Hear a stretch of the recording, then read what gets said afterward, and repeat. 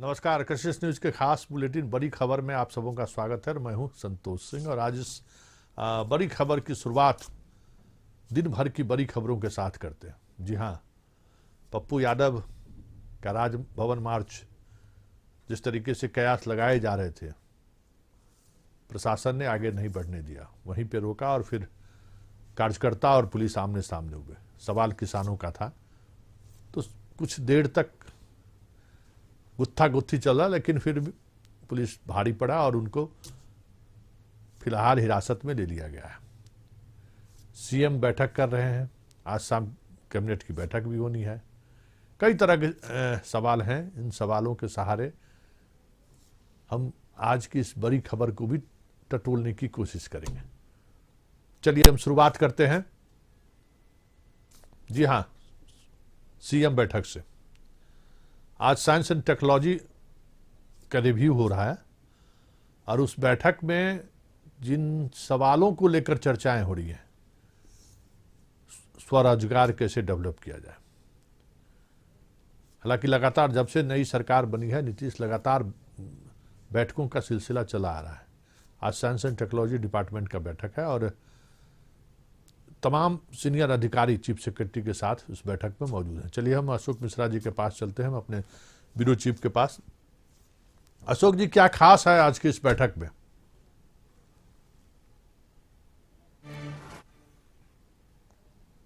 कर रहे हैं साइंस एवं टेक्नोलॉजी डिपार्टमेंट का और श्रम संसाधन विभाग का। राज्य सरकार ने जो अगले 5 वर्षों का रोड मैप तैयार किया है, उसमें 7 निश्चय पार्ट 2 के तहत राज्य सरकार अपने जो उनकी सरकार है उस सरकार के द्वारा विकास का काम को वो आगे बढ़ाएगी। तो 7 निश्चय पार्ट 2 में राज्य सरकार का एक बहुत बड़ी योजना है कि 20 लाख युवाओं को रोजगार देना है और ये सरकारी नौकरी के अलावे निजी क्षेत्रों में भी रोजगार मुहैया कराना है।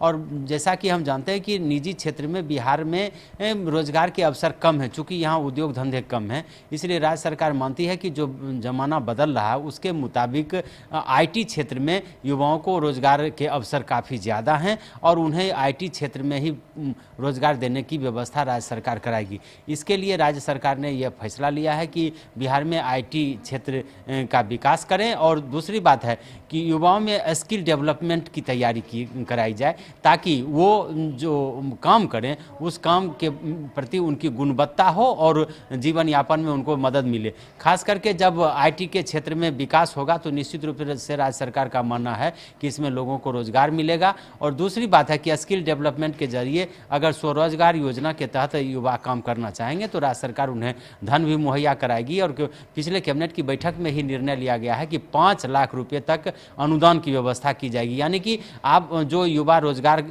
करेंगे उनके लिए धन मुहैया कराएगी और अधिकतम 5 लाख रुपये अनुदान की राशि राज्य सरकार उनको मुहैया कराएगी। तो निश्चित रूप से कह सकते हैं कि राज्य सरकार का ये ड्रीम प्रोजेक्ट है। मुख्यमंत्री आज इसकी समीक्षा कर रहे हैं और उसके पीछे उद्देश्य है, श्रम संसाधन विभाग को भी रखा गया है साथ में, कि बेरोजगारों की जो सूची बननी है, जो सभी विभागों से जो पद रिक्त हैं उनकी भी सूची बननी है और फिर किस किस क्षेत्र में रोजगार के अवसर हैं यह श्रम विभाग के द्वारा ही निर्धारित किया जाएगा। तो ऐसी परिस्थिति में इन दोनों महत्वपूर्ण विभागों की आज बैठक हो रही है, समीक्षा कर रहे हैं मुख्यमंत्री। आईटी मंत्री अशोक चौधरी मौजूद हैं, श्रम संसाधन मंत्री जीवेश मिश्रा मौजूद हैं, मुख्य सचिव मौजूद हैं, दोनों विभागों के प्रधान सचिव और अन्य अधिकारी मौजूद हैं।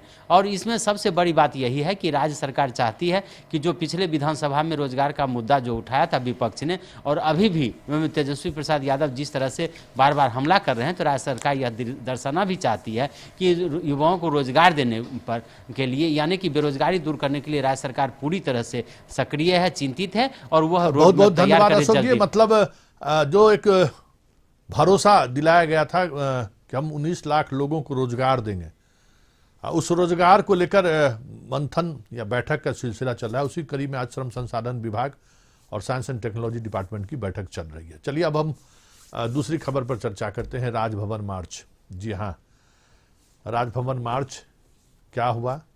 पप्पू यादव का यह मार्च किसानों के लिए, वो राजभवन तक पहुंचना चाहते थे लेकिन पुलिस रास्ते में ही रोक दिया।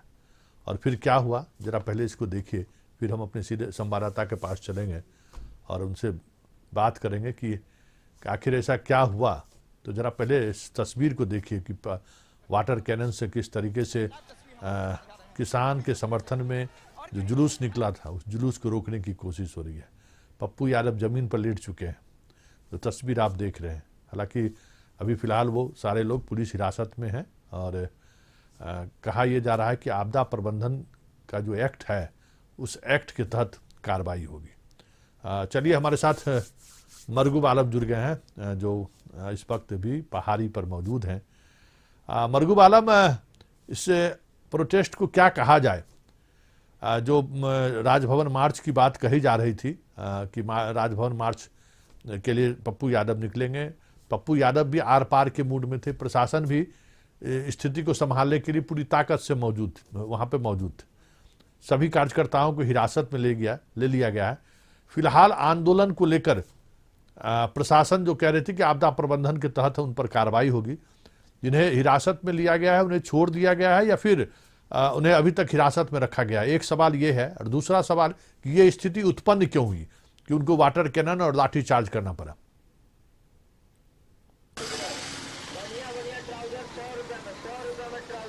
देखिए संतोष जी, लगभग 11:30 पौने 12 के बाद ये जो इलाका है बड़ी पहाड़ी का, ये एनएच आपको ही पता होगा, ये जहानाबाद और गया को जोड़ती है। और ठीक इसी स्थान पे 12 बजे के आसपास जाप के कार्यकर्ता धीरे धीरे सड़क पर आ गए। आने के बाद पुलिस ने यहाँ बैरिकेडिंग लगा दिया था और वहाँ लगभग 50 से ज़्यादा पुलिसकर्मी को तैनात किया गया था, बिहार पुलिस के जवान को। उनके साथ साथ बिहार पुलिस के जवान के साथ साथ कह सकते हैं कि जो कह सकते हैं कि महिला पुलिस भी थी। और उसके बाद पूरी लंबी लाइन, गाड़ी की लंबी लाइन लग गई। उसके बाद सिटी एसडीओ, अपर जिला दंडाधिकारी पटना, उसके बाद मजिस्ट्रेट, इन तीनों ने पप्पू यादव से बातचीत की कि आप लोग का जो प्रदर्शन है वो इलीगल है, आप हट जाए। वो नहीं माने। उसके बाद पप्पू यादव से उनकी 3 बार बातचीत हुई, लेकिन वो नहीं माने। उसके बाद उनके कार्यकर्ता बैरिकेडिंग के पास आ गए और आने के बाद उन लोगों ने बैरिकेडिंग को हटाने की कोशिश की। पुलिस ने उन्हें समझाया, मजिस्ट्रेट ने समझाया, सदर एसडीओ ने समझाया, सिटी एसडीओ, लेकिन नहीं माने। उसके बाद जब 1 घंटे हो गए तो लगातार वायरलेस पर ये खबरें आ गई, मसौढ़ी थाने से आई, उसके बाद जहानाबाद से आई कि भाई बहुत लंबी लाइन लग गई है, लाइन पूरा जाम जो है जहानाबाद तक चला गया, हालात बहुत खराब है, कई एम्बुलेंस है। उसके बाद कह सकते हैं कि फिर पप्पू यादव से बातचीत हुई, लेकिन इन लोगों ने कहा कि नहीं, हम राजभवन जाएंगे, आपको जो कार्रवाई करना हो करें।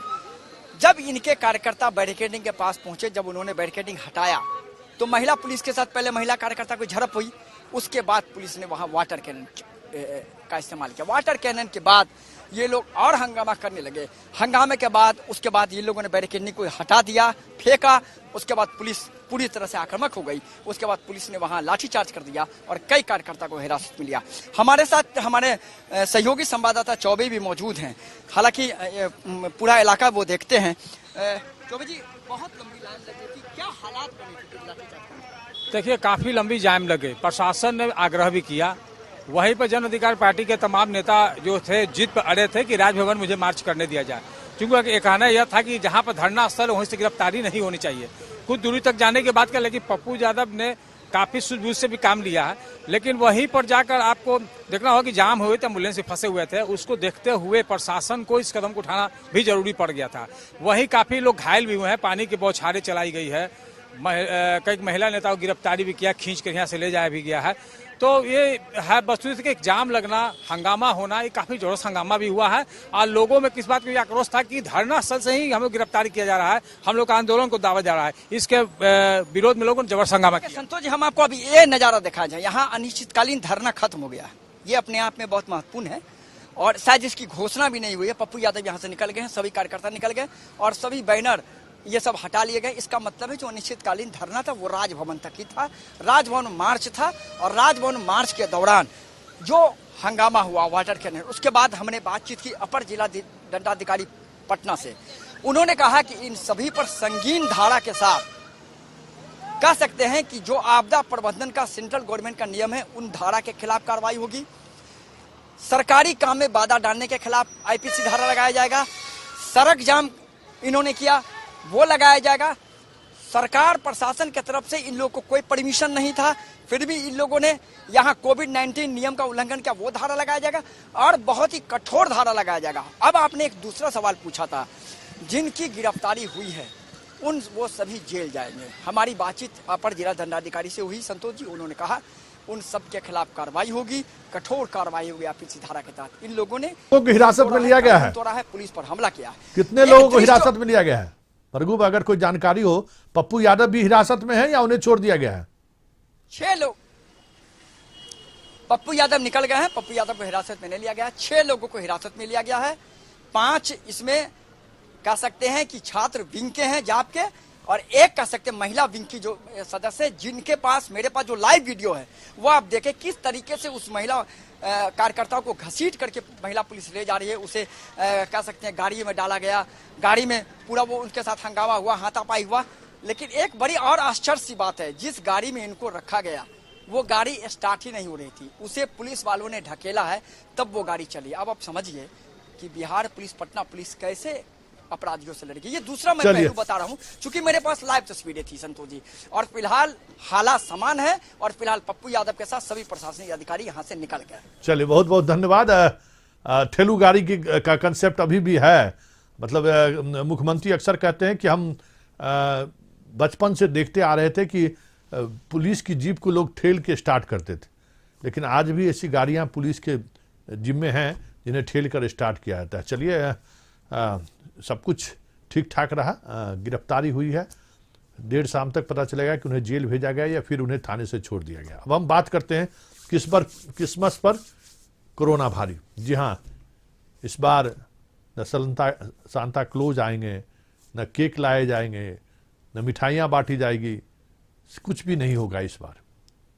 कोरोना का कह सकते हैं कि प्रभाव इस बार क्रिसमस के पर्व पर भी देखने को मिलेगा।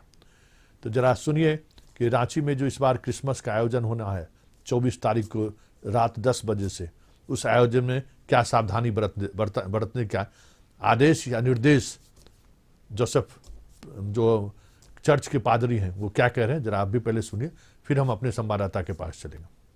तो आप आते हैं उनको सदा की तरह कैथेड्रल में चलनी होगी, लेकिन इस साल हम आज बिशप हाउस की चलेंगे। लोगों को भी थोड़ा सा ये करने के लिए आज बिशप हाउस की भी चलने आप लोगों ने देखा है, कड़ी तैयारी चल रही है। ये पूरे पुराने सालों की चीज़ ही ये करके उपयोग करके नया चीज़ नहीं खरीदे हैं, क्योंकि हम जो बचता है गरीबों को और उनको भोजन।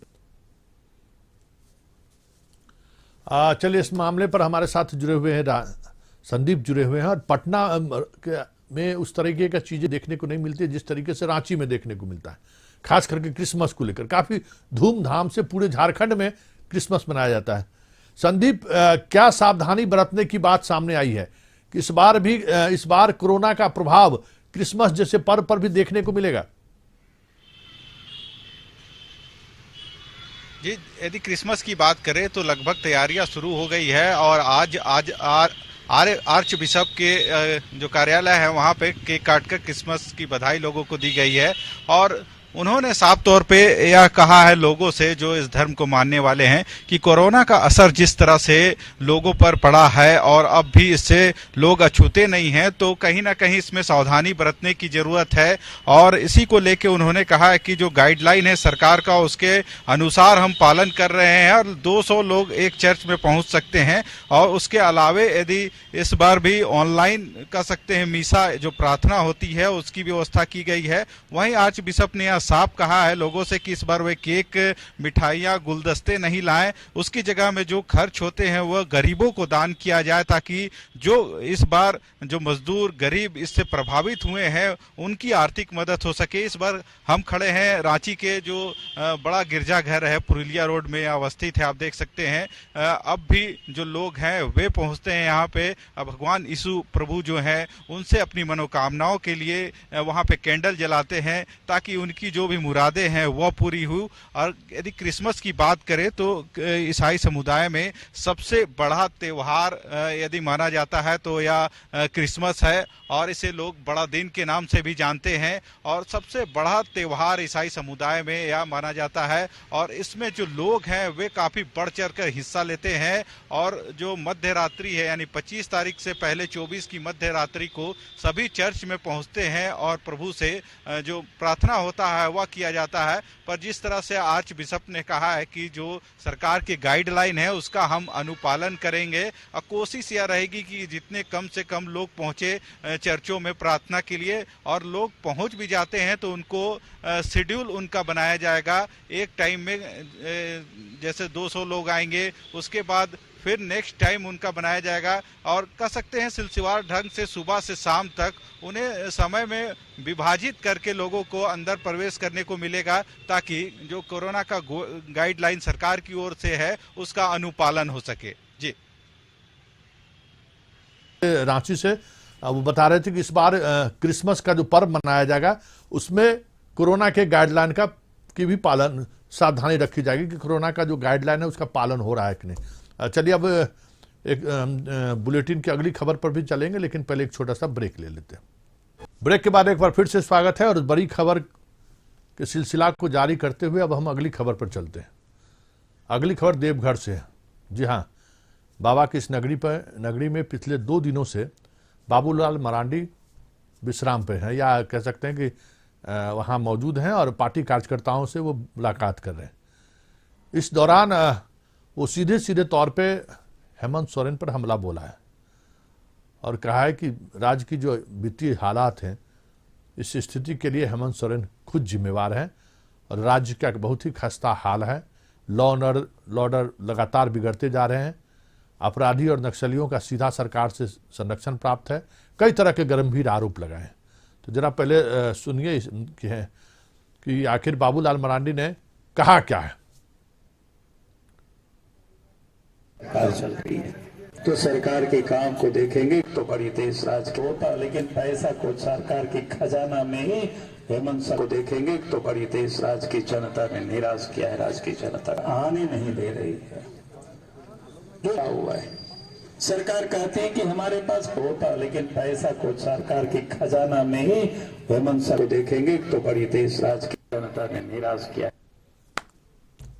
चलिए, हाँ, इस पर हमारे साथ देवघर संवाददाता हमारे साथ जुड़े हुए हैं। क्या इस दौरे का क्या मायने है, अगर हम समझना चाहें तो? जी, मैं संतोष जी बता दूं कि पूर्व मुख्यमंत्री विधायक दल के नेता बीजेपी के बाबूलाल मरांडी जी इन दिनों संथाल दौरे पे हैं, और 2 दिवसीय दौरे पर पहुंचे हैं बाबा बैद्यनाथ की नगरी देवघर में, और आज इनका दूसरा दिन था। इन्होंने प्रेस कॉन्फ्रेंस भी किया। मुख्य रूप से ये दौरे आदिवासी को जो है आकर्षित करने में लगे हुए हैं, और लगातार आदिवासी सम्मेलन सभी जिलों में कर रहे हैं। पाकुड़ में किए हैं, आज कल देवघर में किए हैं, आज जामताड़ा में उनका कार्यक्रम है आदिवासी सम्मेलन। और इसी दौरान इन्होंने देवघर में प्रेस कॉन्फ्रेंस भी किया है, और प्रेस कॉन्फ्रेंस के माध्यम से इन्होंने डायरेक्ट हेमंत सरकार पर निशाना साधा। इन्होंने कहा नक्सलवाद व उग्रवाद को, संगठन को जो है ये संरक्षण दे रहे हैं, इनके गठजोड़ मजबूती ला रहे हैं, जिसके कारण उद्यमियों और व्यापारियों से रंगदारी वसूली जा रही है। साथ ही इन्होंने कहा कि यहाँ पे बलात्कार क्राइम का जो है ग्राफ बढ़ गया है, और खनिज संपदा की लूट तस्करी में जो है इनकी भूमिका सराहनीय रही है, जिसके कारण ये अपना निजी तिजोरी भर रहे हैं और राज्य से खाली होने का रोना रो रहे हैं। और इसी को लेकर इन्होंने प्रेस वार्ता भी किया, और साथ ही कहा कि राज्य में जो झारखंड राज्य है उनमें बहु बेटियां सुरक्षित नहीं है। आए दिन बलात्कार की घटना होती रहती है, बच्चियों की खासकर ऐसी हो रही है घटना जो निंदनीय है, और ये सरकार निकम्मी सरकार है। कहीं भी तरीके से विकास का ये आदिवासी सम्मेलन के सहारे आपको क्या लगता है कि लगातार 2 दिनों से आज जामताड़ा में भी इनका कार्यक्रम है, आदिवासियों से लगातार ये मिल रहे हैं, बीजेपी के आधार में वोट में जिस तरीके से पिछले चुनाव में ये देखने को मिला कि आदिवासी उनसे साफ दूर हो चुका है बीजेपी से, जो पहले आधार हुआ करता था और बाबूलाल मरांडी, अर्जुन मुंडा उनके नेता हुआ करते थे। तो क्या ये इनका दौरा आदिवासियों को फिर से एक बार बीजेपी के साथ जोड़ने की कवायद तो नहीं है? निश्चित तौर पर संतोष जी, मैं बता दूं कि लगातार अगर बाबूलाल मरांडी जी आदिवासी सम्मेलन हर जिला में संथाल परगना के दौरे पे कर रहे हैं, निश्चित तौर पर ये बीजेपी की ओर एकजुट करने में लगे हुए हैं आदिवासियों को। क्योंकि एक चेहरा जेएमएम, आदिवासी हमेशा जेएमएम या जेवीएम की ओर देखा करते थे, लेकिन अब चूंकि बाबूलाल मरांडी बीजेपी में आ गए हैं और विधायी दल के नेता भी हैं, तो जाहिर सा बात है कि बीजेपी की ओर आदिवासियों को आकर्षित करने में लगे हुए हैं और एकत्रित करने में लगे हैं, ताकि जो बीजेपी का चेहरा जो मुख्यमंत्री के रूप में आने वाले समय में दिखेगा वो बाबूलाल मरांडी का होगा निश्चित तौर पर। तो ऐसे में आदिवासियों को आकर्षित करने में लगे हुए हैं और बीजेपी की ओर जोड़ने में लगे हुए हैं और एकजुट करने में जुटे हुए हैं, जिसको लेकर लगातार आदिवासी सम्मेलन कर रहे हैं। चलिए, बहुत बहुत धन्यवाद। हमारे साथ रंजीत जुड़े हुए थे देवघर से, और बाबूलाल मरांडी 2 दिनों तक लगातार दौरे पर हैं, मतलब कह सकते हैं कि देवघर और उसके आसपास के जिलों में। तो उसका उद्देश्य आदिवासियों को एकत्रित करना या आदिवासियों को एक बार फिर से बीजेपी से जोड़ने का है। चलिए हम अब दूसरी खबर पर बात करते हैं। दुस्साहस, जी हाँ, ऐसी पहली बार हुई है जब कोई पुलिस अतिक्रमण हटाने के लिए जाए और महिला इतनी आक्रोशित हो जाए कि उन पर चाय का केतली फेंक दे और वो बुरी तरह से झुलस जाए। ये बड़ी बात है। ये मतलब पुलिस के खिलाफ आक्रोश इस तरीके से पहली बार देखने को मिला है और वो झुलस गए हैं। आखिर इसकी वजह क्या रही?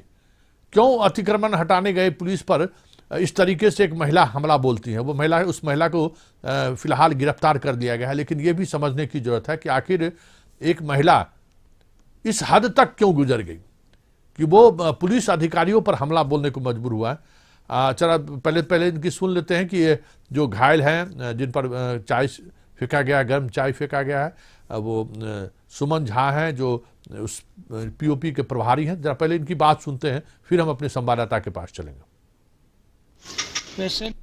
नाजायज पैसा उगाही कर रही थी, रोकथाम के लिए गए तो चाय दे पर जोड़ दिया। कब लगभग? 20 तारीख को शाम करीब 7 बजे। 7?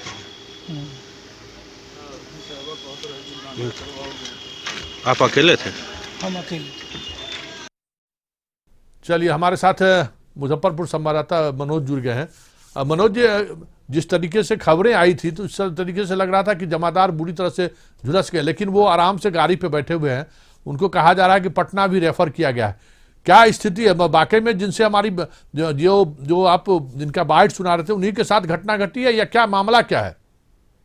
जो मामला है कि यहाँ जो SKMCH है, जो मुजफ्फरपुर का, जो सब लोग जानता है कि यहाँ पे जो आसपास के दूर दराज के जो कई जिले के मरीज है वो आते हैं, लेकिन जो एक व्यवस्था होनी चाहिए, जो कैंटीन की व्यवस्था होनी चाहिए, जिससे जो उनके परिजन आए तो जो भी लोग उनसे आए, मरीज भी आए तो उसको सही तरीके से सही चीज मिल सके। क्योंकि लगातार जो है ये जो कहा जाता है कि बाहरी लोग जो दुकान लगाते हैं, अतिक्रमण करते हैं, ये साहब जो है जिनका ये सुमन जी झा जो प्रभारी थे, इनका जो है वो लगातार वो आसपास के जो दुकानदार है जो अपना ठेला उला लगा कर अपना काम करता था, उसको लगातार ये मार पीट कर भगाते रहते थे। और ये जैसा बता रहे थे कि जो मरीज था उसके द्वारा ये कहा गया, उसके परिजन द्वारा, कि ये चाय का पैसा ज्यादा ले रहे हैं, पता नहीं साहब का क्या कुछ था। लेकिन उसके बाद उन्होंने कहा कि एम्बुलेंस ले जाने में भी दिक्कतें होती थी, जिसको लेकर अतिक्रमण हटाने के लिए हमने कहा तो ऐसा किया। लेकिन वो महिला पूर्व में भी बता चुकी है, कई बार कह चुकी है कि हम एक बार आप कह दीजिए तो हम बाहर चले जाएंगे। लेकिन ये साहब का ये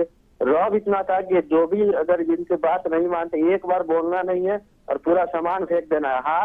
हार कर जो एक थक हार कर जो एक महिला है वो इस तरह से स्टेप लिया। ये पुलिस अधिकारी है, अपना पकड़ के लेते तो जेल भेज दिए।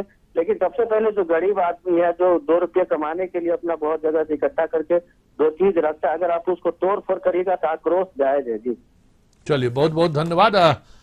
पुलिस के खिलाफ आक्रोश है और वो भी आक्रोश इस हद तक है कि स्वाभाविक तौर पे उनके रोजी रोटी का सवाल है। और अगर पुलिस कहीं न कहीं ठीक है अतिक्रमण है तो वो अतिक्रमण मुक्त कराने की जिम्मेवारी भी पुलिस की है, लेकिन इस तरीके से अगर ये चीज़ें आए तो बड़ा मुश्किल हो जाता है संभालना। चलिए, अब हम इस खास बुलेटिन को एक खबर के साथ समाप्त करेंगे। वो आसू का आज महिला सम्मेलन भी था और आसू ने ये निर्णय लिया है कि पूरे झारखंड में जिस दिन हेमंत सोरेन की सरकार की 1 वर्ष पूरे होंगे, उस दिन धरना प्रदर्शन करेंगे और लोगों को बताएंगे, जनता के बीच जाएंगे कि देखिए 1 वर्षों के कार्यकाल के दौरान किस तरीके से हेमंत सोरेन ने लॉ एंड ऑर्डर को बेपटरी किया है और खजाने को लूटा है।